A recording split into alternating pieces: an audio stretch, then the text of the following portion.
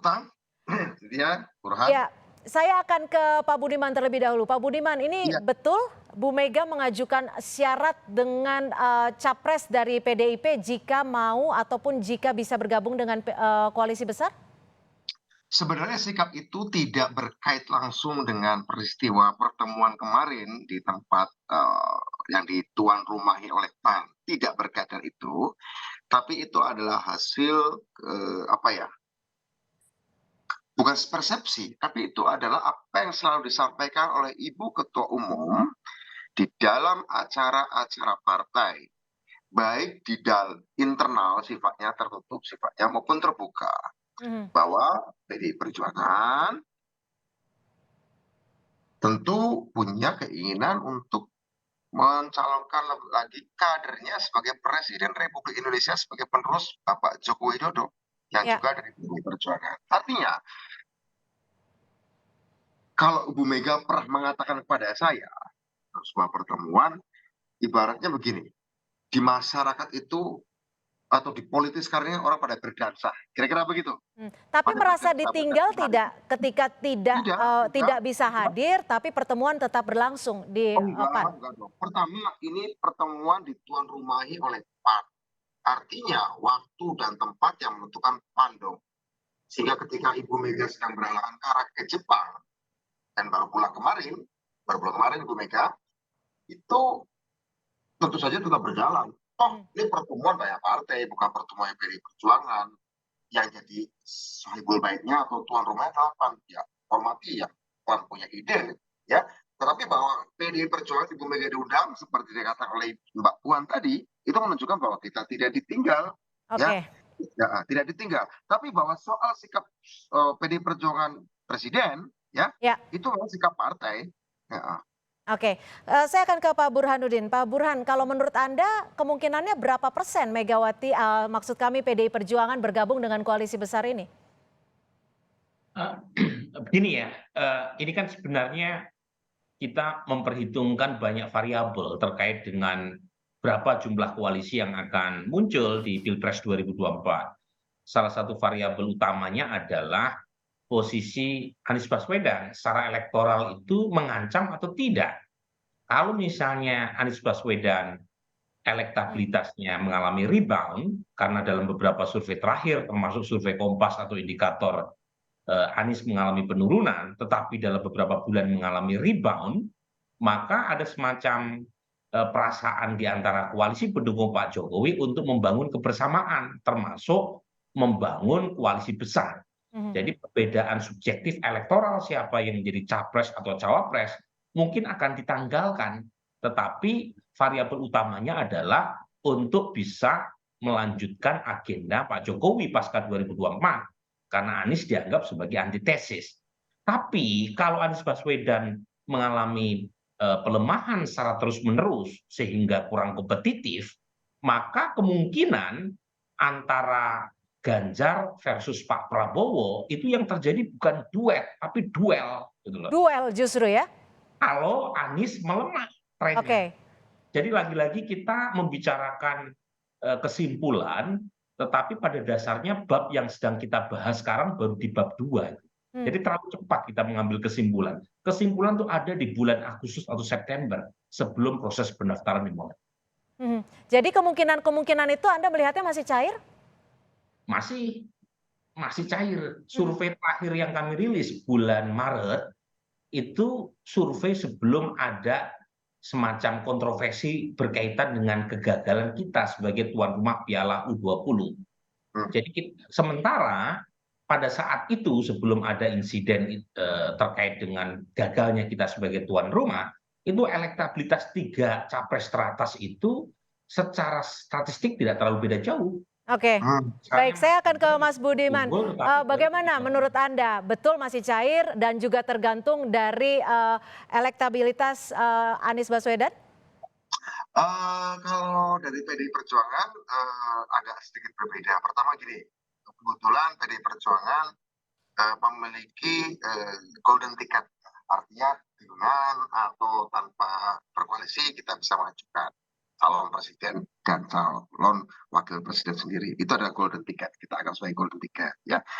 Artinya tingkat kekentalan atau cairnya koalisi atau tingkat elektabilitas Anies Baswedan tinggi atau turun seperti kata oleh Burhanuddin tadi, ya itu adalah Oke, variabel, tapi bukan determinan faktor. Determinan faktor kami adalah PD Perjuangan punya cita-cita ingin meneruskan perjuangan Pak Jokowi selama oke. 2 periode ini. Kedua, kita ingin yang tentu yang paling kita pahami watak dan visi misi kader yang ingin kita calonkan itu kader Baik, internal. tapi kalau Itu menjadi dilihat ini prioritas. juga kan baru saja pertemuan antara Ketua Umum Perindo dan juga Pak Mm-mm. Prabowo Subianto. Ini Ya, apakah mengartikan koalisinya akan semakin besar? enggak, kita harus lihat ini sebagai sebuah pergerakan-pergerakan biasa saja dan menurut saya itu sehat.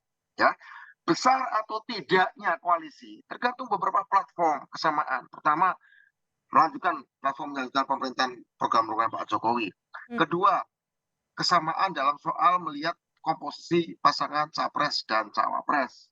Ketiga, menurut saya faktor Anies tadi, ya, itu adalah faktor ketiga. Nah, Oke, kebetulan PDI Perjuangan merasa bahwa ada satu faktor lagi yang menurut kami perlu juga kami sampaikan bahwa karena kami tahu Pak Jokowi kader partai PDI Perjuangan, kami juga ingin ada pelanjutan dari program Pak Jokowi. Tentu saja priority kami adalah menempatkan kader PDI Perjuangan jadi sebagai Anda capres. apakah ingin menyimpulkan jika akan bergabung dengan koalisi besar, syaratnya adalah mutlak kader PDIP harus menjadi calon presidennya? Saya pikir hal yang sama juga terjadi pada Golkar, Mbak. Golkar itu Pak Airlangga Hartarto diputuskan oleh Munas sebagai calon presiden. Tentu saja punya beban yang berat bagi Golkar untuk tiba-tiba mengubah begitu saja targetnya dari presiden menjadi cawapres misalnya atau bahkan tidak sama sekali.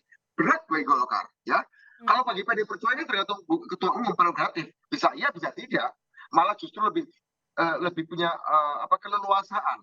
Golkar malah lebih berat sebagai organisasi ya untuk memutuskan soal kami tidak menjadi cawapres, malah lebih ya, berat ya. kami tidak menjadi cawapres lebih berat. Artinya kalau dari segi keleluasaan negosiasi, PDI Perjuangan adalah leluasa sekali untuk melakukan negosiasi.